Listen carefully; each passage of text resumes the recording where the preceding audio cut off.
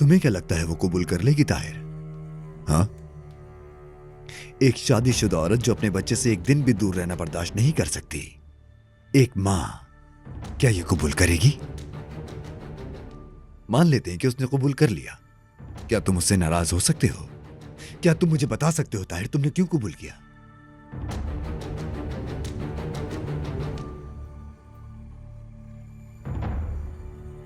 क्योंकि तुम हीरो बनना पसंद करते हो ताहिर, और आपके हीरोज पर एक वक्त आता है जब उन्हें अपने आप को तर्क करना पड़ता है, और वो लम्हा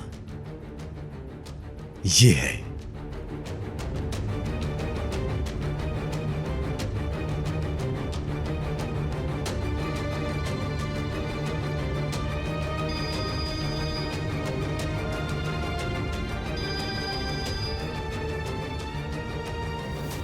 जी मैं समझ गया हूं। मैंने कहा ना आपका एक एक पैसा उतार दूंगा।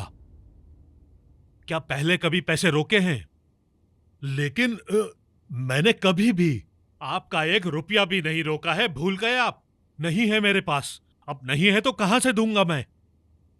खुदा हाफिज। दिमाग खराब करके रख दिया है इन लोगों ने मेरा।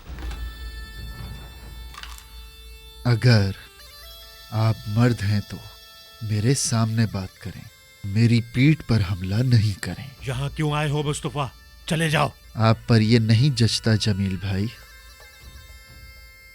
आप दुश्मनी करना चाहते हैं तो बहादुर बने, एक जवान आदमी की तरह। वही करो जो मुनासिब हो। मैं कह रहा हूं कि दुश्मन हो तो दुश्मनी निभाओ, एक मर्द की तरह। विदात की कठपुतली बनना आपके लिए मुनासिब नहीं है जमील भाई।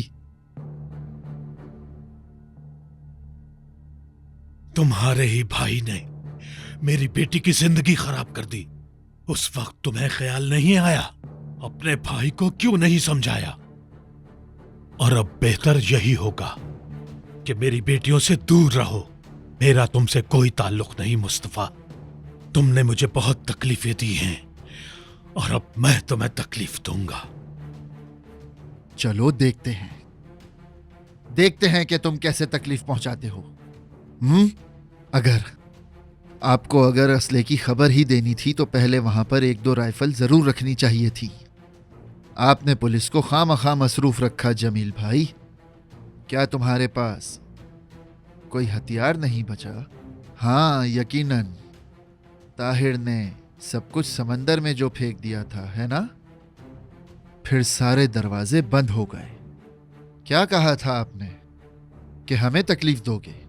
चलो ये भी देखते हैं। हाँ, तुम और वो विदात जिसके तुम खादिम हो, जितनी कोशिश कर सकते हो अब करके देख लो। इस सब से दूर रहो, वही तुम्हारे लिए अच्छा होगा, वरना फिर अंजाम अच्छा नहीं होगा जमील भाई।